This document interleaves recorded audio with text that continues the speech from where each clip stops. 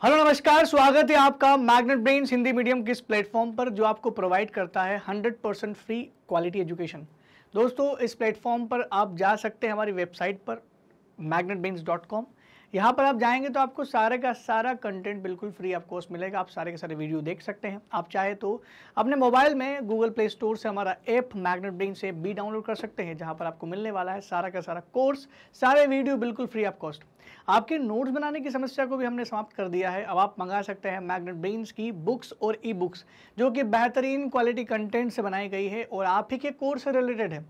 इसके लिए आपको लिंक जो है वो डिस्क्रिप्शन में मिल जाएगा, तो जल्द ही लिंक पर जाइए और वहां से आप फॉर्म भरिए और फॉर्म भरने के बाद जल्द ही किताबें आप तक पहुंचा दी जाएगी। दोस्तों, जैसे कि आपको बताया गया है कि हम लोग उत्तर प्रदेश बोर्ड का अध्ययन कर रहे हैं और यूपी बोर्ड के अंतर्गत कक्षा 8वीं का सामाजिक विज्ञान पढ़ रहे हैं, जिसमें हम लोग इतिहास विषय की चर्चा कर रहे हैं। इतिहास में आपको बता दूं कि चैप्टर नंबर 7 कंप्लीट हो चुका है। चैप्टर नंबर 7 का लेक्चर वगैरह सब निपटा दिया है। हमने कंप्लीट चैप्टर रिवीजन भी कर लिया है, सॉल्यूशन भी हो चुका है और अब बारी आती है इस चैप्टर के एमसीक्यू की।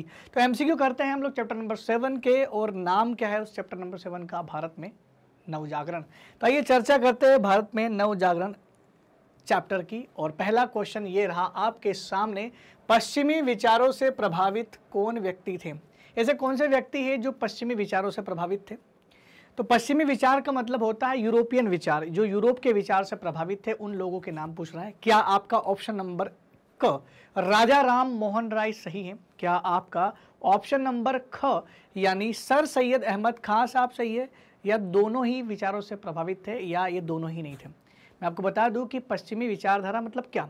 अंग्रेजी शिक्षा, वैज्ञानिक शिक्षा, साइंस का ज्ञान होना, क्योंकि हमारा जो सिस्टम था, हमारी जो पढ़ाई थी भारत की, वो परंपरागत पढ़ाई थी, जो शास्त्रों के आधार पर, शरीयत के आधार पर थी, यानी धार्मिक आधार पर रूल्स थे और किताबों को पढ़ना था, धार्मिक किताबों को पढ़ना था, जो जीवन अच्छा जीने का तरीका बता सकती थी। लेकिन दोस्तों, आगे अगर बढ़ना है, कुछ नया इन्वेंशन करना है, क्योंकि उधर तो पूरा यूरोप में धीरे धीरे चीज़ें बनना शुरू हो गई थी, वैज्ञानिक दृष्टिकोण बढ़ रहा था, तो राजा राम मोहन राय साहब को ऐसा लगा कि इसे चल रखना चाहिए, भारतीय परंपरागत शिक्षा को छोड़ करके हमें अंग्रेजी शिक्षा की ओर बढ़ना चाहिए। वो तो लेटर भी लिखते थे अंग्रेजों को कि आप अंग्रेजी शिक्षा को भारत में भी लाएं। सर सैयद अहमद खान साहब भी वैसे व्यक्ति थे जो इसको सपोर्ट करते थे। दोनों ही सही उत्तर है, इसलिए राइट आंसर क्या होगा? राजा राम मोहन राय और सैयद अहमद खान। इसके लिए हमने ऑप्शन नंबर ग पढ़ा था कि दोनों सही है, तो दोनों ही इस विचारधारा से प्रभावित थे।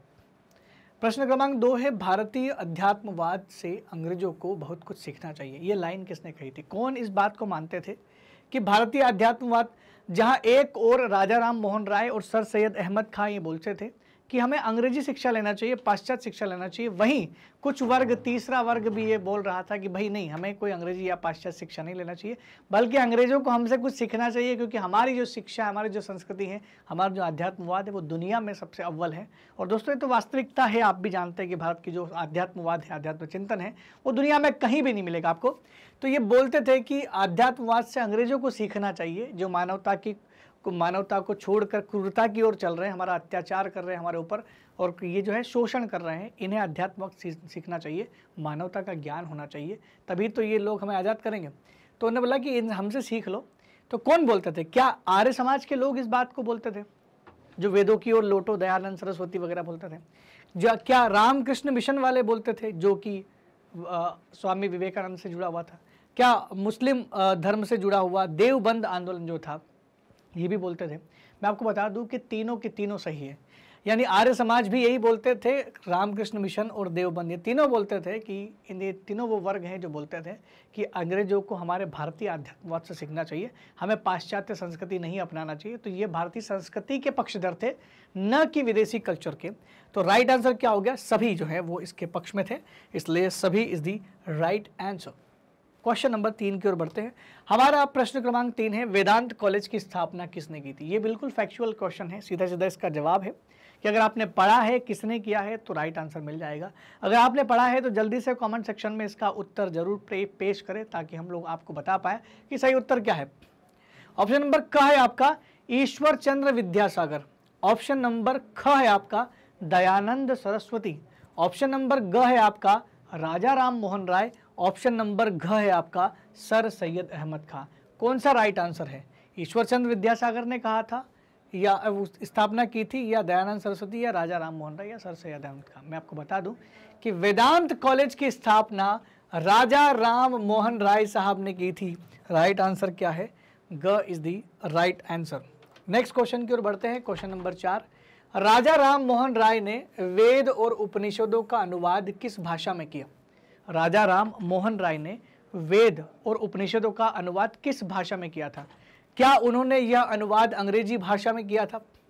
क्या राजा राम मोहन राय साहब ने अनुवाद फारसी भाषा में किया था? या राइट आंसर ग हिंदी भाषा में, या फिर घ जो राइट आंसर है वो है स्थानीय बोलियां। कौन सा सही उत्तर इसमें से? क्या अंग्रेजी भाषा में किया था? सीधी सी बात है, अब राजा राम मोहन राय साहब चाहते थे कि ये जो ज्ञान है, ये जो वेदों का ज्ञान है, ये हर गांव-गांव तक पहुंचे। और ग्रामीण क्षेत्रों में कोई अंग्रेजी नहीं बोलते थे, न फारसी न हिंदी। ग्रामीण क्षेत्रों में कौन सी भाषा बोली जाती थी? स्थानीय भाषा बोली जाती थी। इसलिए राइट आंसर क्या है? स्थानीय बोलियां ही इसका सही उत्तर है। तो राइट आंसर है चौथे क्वेश्चन का स्थानीय बोलियां। क्वेश्चन नंबर 5 की ओर बढ़ते हैं। सती प्रथा को लेकर राजा राम मोहन राय की बहस किसके साथ हो गई थी? जब सती प्रथा की बात चल रही थी और सती प्रथा को अंत को लेकर के राजा राम मोहन राय लगातार तर्क दे रहे थे कि ये गलत है, किसी की हत्या करना, मानव हत्या करना अपराध है, और ये आत्मदाह करवाना भी अपराध है, और भारतीय संस्कृति में जो चीज़ जुड़ी हुई थी सती प्रथा, ये गलत है। लॉर्ड विलियम बेंटिक के साथ मिलकर के उन्होंने उन्हीं की सहायता से ही सती प्रथा को बैन करने के लिए 1829 में कानून भी बनाया था। लेकिन उनसे विवाद हो गया था। किसका विवाद हुआ था? क्या पंडित तर्कालंकार का विवाद हो गया था, या ब्रिटिश सरकार से विवाद था? ब्रिटिश सरकार से कैसे विवाद होगा, वो तो उनके साथ थी। क्या समाज सुधारक से उनका विवाद हो गया था, या प्रबुद्ध वर्ग से, बुद्धिजीवी लोगों से हुआ था? मैं आपको बता दूं कि न ब्रिटिश सरकार से, न समाज सुधार से, न प्रबुद्ध वर्ग से, केवल पंडित तर्कालंकार, वो पंडित जो तर्क देते थे हर चीज के पीछे पीछे, प्रख्यात पंडित जो थे, उन लोगों से इनका बहस हो गया था। लेकिन इस बहस में राजा राम मोहन राय साहब की जीत हुई। आप चैप्टर पढ़ सकते हैं, वहाँ पर ये बहस के बारे में भी एक पूरा पैराग्राफ दिया हुआ है। तो कैसे कैसे राजा राम मोहन राय उनसे लड़ते थे और बोलते थे कि भाई अगर चोरी करना भी, तो बहुत सालों से तो चोरी भी चल रही है, अपराध भी, फिर भी उसको हमने अपराध माना है। तो सालों से अगर सती प्रथा चल रही है तो वो सही कैसे हो सकती है? वो तो गलत है। अगर हम लोग किसी की भी हत्या करते हैं तो वो अपराध है, तो फिर ये भी तो हत्या है। किसने अधिकार दे दिया आपको इनको सती करने का? इसलिए सती प्रथा को बैन किया गया था और राजा राम मोहन राय साहब को क्रेडिट जाता है। क्वेश्चन नंबर 6 आपका, विधवा पुनर्विवाह अधिनियम कब पारित हुआ था? कब विधवा विवाह अधिनियम पारित हुआ था? ईश्वर चंद्र विद्यासागर नाम के व्यक्ति थे, भारतीय समाज सुधारक थे, जिनके प्रयास थे, जिसकी वजह से अंग्रेजों को उन्होंने इस काम करने के लिए प्रेरित किया था, और अंग्रेजों ने विधवा पुनर्विवाह शुरू कर दिया था, क्योंकि ऑलरेडी सती प्रथा को बंद कर दिया था। तो जो महिलाएं सती नहीं हुई थी, जो बच गई थी, वो महिलाएं विधवा महिलाएं थी, उनका क्या, वो अपना अकेले जीवन कैसे व्यतीत करें? तो अब नया कानून बनाने की जरूरत थी कि विधवाओं का दोबारा विवाह किया जाए। तो पुनर्विवाह की बात थी। क्या 1850 में यह अधिनियम लाया गया था, या 1856, 60 या 61 में लाया गया था? मैं आपको बता दूं कि अंग्रेजों ने 1856 में, जब लॉर्ड कैनिंग भारत के गवर्नर जनरल थे, तो 1856 में लॉर्ड कैनिंग के टाइम की बात है जब ये अधिनियम लाया गया था, विधवा पुनर्विवाह अधिनियम। नेक्स्ट क्वेश्चन है आपका, तो राइट आंसर क्या हो गया? ख is the right answer. Next question है आपका 7वां, ईश्वर चंद्र विद्यासागर ने किसका विरोध किया? ईश्वर चंद्र विद्यासागर किसका विरोध कर रहे थे? ऑप्शन नंबर क, क्या वो विधवा विवाह का, पुनर्विवाह का विरोध कर रहे थे? ऑप्शन नंबर ख, क्या वो बाल विवाह का विरोध कर रहे थे? ऑप्शन नंबर ग, क्या वो महिला शिक्षा का विरोध कर रहे थे? और ऑप्शन नंबर घ, क्या वो सभी का विरोध कर रहे थे? तो दोस्तों इसका राइट आंसर मैं आपको बता दूं कि ईश्वर चंद्र विद्यासागर जो हैं वो इसका सपोर्ट करते थे, विधवा पुनर्विवाह का।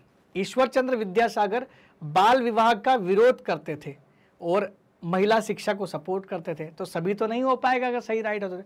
बोल रहा है विरोध किसका करते थे, तो विरोध किसका करते थे? बाल विवाह का विरोध करते थे। वो नहीं चाहते थे कि बाल विवाह हो, इसलिए इसका राइट आंसर क्या होगा? चैप्टर क्वेश्चन नंबर 7 का राइट आंसर होगा कि ईश्वर चंद्र विद्यासागर बाल विवाह का विरोध कर रहे थे।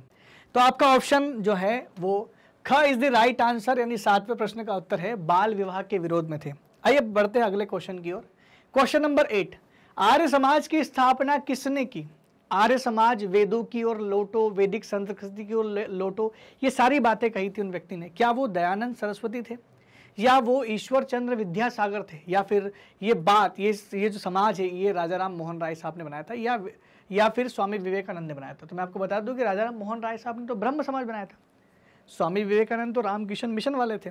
अब बात आती है दो लोगों पर, ईश्वर चंद्र विद्यासागर और दयानंद सरस्वती। तो मैं आपको बता दूं कि दयानंद सरस्वती वह व्यक्ति थे जिन्होंने स्थापना की थी आर्य समाज की, ये आर्य संस्कृति को वापस लेना चाहते थे, लेकिन फिर भी विधवा बहुविवाह, विधवा पुनर्विवाह और ये बाल विवाह, ऐसी बहुत सारे मुद्दे उन्होंने उठाए थे कि बाल विवाह बंद होना चाहिए, विधवा विवाह दोबारा शुरू करो, और बहुविवाह जो पत्नी विवाह जो है ये सही नहीं है, ऐसी चीज़ें उन्होंने कही थी। दयानंद सरस्वती ने किस पुस्तक की रचना की थी? देखो उन्हीं की बात आ रही है। दयानंद सरस्वती साहब ने किस पुस्तक की रचना की थी? पुस्तक इस प्रकार है, ड्रेन ऑफ वेल्थ। ये ड्रेन ऑफ वेल्थ तो एक पुस्तक है जो दादा भाई नौरोजी ने लिखी थी। आपका ऑप्शन नंबर क है सत्यार्थ प्रकाश, सत्यार्थ प्रकाश, ग सत्य प्रकाश, घ सत्यशोधक। तो सत्यशोधक तो किताब नहीं थी, ये तो सत्यशोधक किताब नहीं थी, ये तो एक समाज का नाम था जो कि आत्माराम पांडुरंग ने शुरू किया था, सत्यशोधक समाज। अगर बात करें हम लोग यहाँ पर सत्यार्थ प्रकाश की, तो सत्यार्थ प्रकाश जो है वही राइट आंसर है, इन्होंने इसी पुस्तक को लिखा था, सत्यार्थ प्रकाश। ठीक है, तो ये हो गया आपका राइट आंसर। क्षमा करें, मैंने अभी जस्ट थोड़ी सी चीज़ गलत यहाँ पर करी है कि सत्यशोधक समाज जो है मैंने अभी आपको बताया था कि आत्माराम पांडुरंग, जबकि ये ज्योतिबा फुले का था। ठीक है, तो उसको मैं आगे सही करवा दूंगा क्योंकि हम लोग क्लास आगे उस क्वेश्चन को पढ़ने वाले हैं। प्रश्न क्रमांक 10 है आपका, प्रार्थना समाज की स्थापना किसने की थी? क्या प्रार्थना समाज की स्थापना महादेव गोविंद रानाडे ने की थी? आप चैप्टर पढ़िएगा, आपको मिल जाएगा। क्या दयानंद सरस्वती ने की थी, ईश्वर चंद्र विद्यासागर ने, या आत्माराम पांडुरंग साहब ने की थी? मैं आपको बता दूं कि प्रार्थना समाज को बुलंदियों तक पहुंचाने का काम जिसने किया था वो थे महादेव गोविंद रानाडे, लेकिन स्थापना नहीं की थी। अक्सर हम लोग पढ़ के भूल जाते हैं कि स्थापना किसने की थी। महादेव गोविंद रानाडे के बारे में बिल्कुल लिखा हुआ है कि महादेव गोविंद रानाडे ने प्रार्थना समाज को बुलंदियों तक पहुंचाया था, लेकिन प्रार्थना समाज की स्थापना आत्माराम पांडुरंग साहब ने की थी। तो राइट आंसर क्या हो गया? Atmaram Pandurang is the right answer. हमारा क्वेश्चन नंबर 11 है, स्वामी विवेकानंद किस धर्म सम्मेलन में गए थे? कौन से धार्मिक सम्मेलन में स्वामी विवेकानंद गए थे? क्या वो सम्मेलन शिकागो में हुआ था, या लंदन में हुआ था, या पेरिस में हुआ था, या वॉशिंगटन में हुआ था? दोस्तों याद है आपको जब स्वामी विवेकानंद जी ने कहा था कि सारे भारतीय मेरे भाई और बहन है, और वहाँ पर भी उन्होंने सभी भारतीय और सभी लोगों को भाई और बहन करके संबोधित किया था। वहाँ के लोगों ने, जितने भी लोग संबोधन करने के लिए आए थे, उन्होंने कभी इतना रिस्पेक्ट नहीं दिया, इन्होंने रिस्पेक्ट दिया। तो बहुत अच्छी अच्छी धार्मिक बातें कही थी। स्वामी विवेकानंद के इस संबोधन के बाद दूसरे दिन न्यू हेराल्ड, एक न्यूज़ एजेंसी है, हेराल्ड पेपर जो था, उस न्यूज़ पेपर ने बड़ा अच्छा लिखा था कि हम बेवकूफ़ हैं जो ऐसे देश में जाकर के प्रचार कर रहे हैं, हमें धर्म का प्रचार नहीं करना चाहिए, वो देश वैसे ही ऑलरेडी धर्म के मामले में हमसे बहुत आगे हैं। तो अगर ऐसे देश में जहाँ स्वामी विवेकानंद जैसे लोग रहते हैं, उस देश में अगर हम लोग हमारे धर्म का प्रचार करें तो ये बेवकूफ़ी होगी। और दोस्तों ये बहुत बड़ा कॉम्प्लीमेंट था भारतीयों के लिए। तो ये कब हुआ था, ये कब की बात थी? ये बात थी कहाँ की? ये धर्म सम्मेलन जो हुआ था, या विश्व धर्म सम्मेलन था, ये हुआ था का is the right answer, Chicago में हुआ था। ठीक है, नेक्स्ट जो इसका राइट आंसर क्या है? शिकागो। 12वां क्वेश्चन है, रामकृष्ण मिशन की स्थापना कब हुई थी? किसने की थी? तो मैं बता दूं कि रामकृष्ण परमहंस के जो शिष्य थे स्वामी विवेकानंद, इन साहब ने की थी। लेकिन ये कब की थी? क्या 1890 में की थी, 1896, 1885, 1895? तो राइट आंसर है 1896 में रामकृष्ण मिशन की स्थापना स्वयं किसने की थी? स्वामी विवेकानंद ने की थी। ये रामकृष्ण मिशन तो आज भी चलता है दोस्तों, इनकी अब जो इनकी विचारधाराएं आज भी चलती, बहुत सारे लोग जुड़े हुए हैं, अच्छी अच्छी किताबें आती है। अगर आपको जीवन में बहुत कुछ सीखना है, देखिए केवल पैसा कमाना ही जीवन का लक्ष्य नहीं होना चाहिए, जीवन को सही राह की ओर चलाना भी लक्ष्य होना चाहिए। और इसी राह पे चलाने के लिए आपको अध्यात्म से जुड़ना ज़रूरी होता है, क्योंकि केवल पैसा ही सब कुछ नहीं होता है, ये आप भी जानते हैं, मैं भी जानता हूँ। तो कुछ ऐसी संस्थाएं भारत में काम कर रही है जिससे आप जुड़ करके अपने आप को अध्यात्म से जोड़ सकते हैं। उसी कड़ी में रामकृष्ण मिशन जो है ये भी एक अच्छा काम करता है। इनकी किताबें पढ़ोगे तो आपको जो है इस भौतिकवादी दुनिया से हट करके एक वास्तविक दुनिया का आपको ज्ञान होगा, और वही जीवन जीने का तरीका है दोस्तों। एक शांत स्वभाव वाला व्यक्ति आप बन सकते हैं। ठीक है, प्रश्न क्रमांक 13 है, साइंटिफिक सोसाइटी की स्थापना किसने की थी? क्या सर सैयद अहमद खान ने की थी, क्या राजा राम मोहन राय ने की थी, या फिर रामकृष्ण परमहंस ने की थी या स्वामी दयानंद ने की थी? तो मैं आपको बता दूं कि न राजा राम मोहन राय, न रामकृष्ण परमहंस, न स्वामी दयानंद, ये साइंटिफिक सोसाइटी की स्थापना की थी सर सैयद अहमद खां साहब ने। तो राइट आंसर क्या है? सर सैयद अहमद खां। नेक्स्ट क्वेश्चन है 14। नेक्स्ट क्वेश्चन है कि ओल्ड मैन ऑफ इंडिया किसे कहा जाता है? Old man of India. तो 14 नंबर का क्वेश्चन बोलता है कि किस व्यक्ति को ओल्ड मैन ऑफ इंडिया कहा जाता है? क्या स्वामी विवेकानंद को कहा जाता है, क्या राजा राम मोहन राय को कहा जाता है, या दादा भाई नौरोजी, या सर सैयद अहमद खान को कहा जाता है? मैं आपको बता दूं कि ड्रेन ऑफ वेल्थ एक किताब लिखने वाले व्यक्ति थे, पारसी समाज से बिलोंग करते थे, पारसी समाज के लिए बहुत अच्छा काम किया, ब्रिटिश संसद में भी सदस्य रहे और बहुत पुराने व्यक्ति हैं। और जब भारत की राष्ट्रीय कांग्रेस की पहली बैठक हुई थी तो फाउंडर मेंबर में से एक थे, उन व्यक्ति का नाम है Dadabhai Naoroji. Old man of India इन्हीं को कहा जाता है, ये टेक दिया गया था, इनको ये नाम दिया गया था। नेक्स्ट है क्वेश्चन नंबर 15। पुणे में बालिका विद्यालय किसने शुरू किया था? पुणे में बालिका विद्यालय किसने शुरू किया था? क्या सावित्रीबाई फूले ने किया था, जो कि ज्योतिबा फूले की वाइफ थी? और पंडिता रमाबाई ने किया था? तो मैं आपको बताऊं, पंडिता रमाबाई तो कलकत्ता चली गई थी, तो यहाँ से इनका कोई लेना देना नहीं था। एनी बेसेंट इन्होंने नहीं किया था। रमाबाई जो थी, रमा देवी, तो ये कहीं से कहीं तक ये नाम हमने चैप्टर में पढ़ा ही नहीं है। राइट आंसर है दोस्तों सावित्रीबाई फूले। सावित्रीबाई फूले ने ही बालिकाओं के लिए पहला विद्यालय खोला था शिक्षा के लिए। तब तक बालिकाओं को शिक्षा नहीं दी जाती थी, इन्होंने और वो भी निचले तबके की बालिकाओं के लिए किया था ताकि हर वर्गों को शिक्षा मिले। क्वेश्चन नंबर 16 है ज्योतिबा फूले ने किसकी स्थापना की थी? ज्योतिबा फूले साहब ने किसकी स्थापना? क्या प्रार्थना समाज बनाया था, क्या सत्यशोधक समाज बनाया था, आर्य समाज या ब्रह्म समाज बनाया था? तो आर्य समाज पढ़ चुके हैं दयानंद सरस्वती, ब्रह्म समाज राजा राम मोहन राय। तो राइट आंसर जो है ज्योतिबा फुले साहब ने सत्यशोधक समाज की स्थापना की थी। तो सत्यशोधक समाज की स्थापना किसने की थी? ज्योतिबा फुले ने की थी। जबकि प्रार्थना समाज की बात करें तो प्रार्थना समाज आत्माराम पांडुरंग ने स्थापना की थी। तो सबके नाम में लिख देता हूँ, याद रहेगा आपको। ये तो है आपका आत्मा राम पांडुरंग। सत्यशोधक समाज है आपका ज्योतिबा फूले और आर्य समाज है आपका दयानंद सरस्वती और ब्रह्म समाज है आपका राजा राम मोहन राय, इन्होंने की थी। तो ये पूरा चारों नाम याद रखना। लेकिन पूछा किसका है? ज्योतिबा फूले। तो राइट आंसर क्या है? ख इज द राइट आंसर।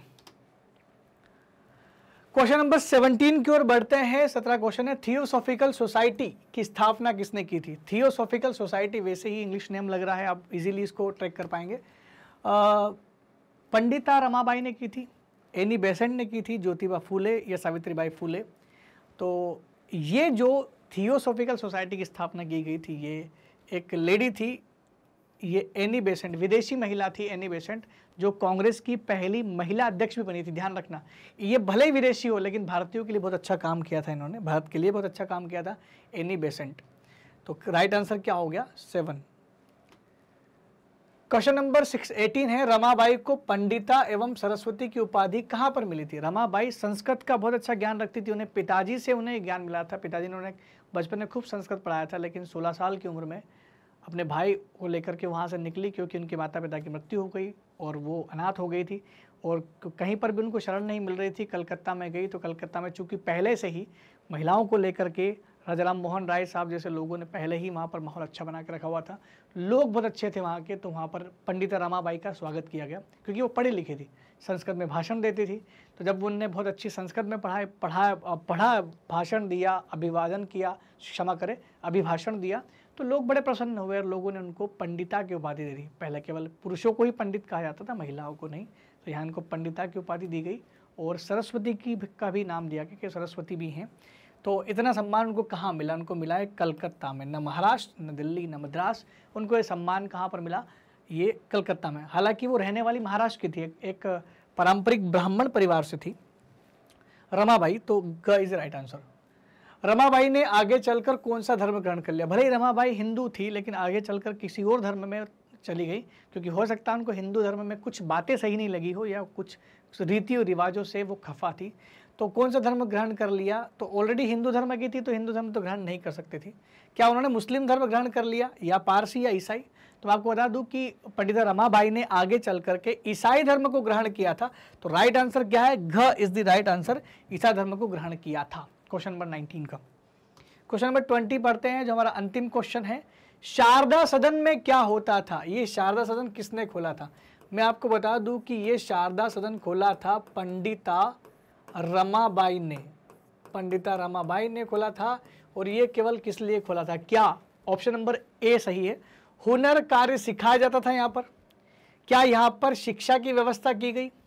क्या यहाँ पर पूजा पाठ सिखाया जाता था, या सभी कार्य होते थे?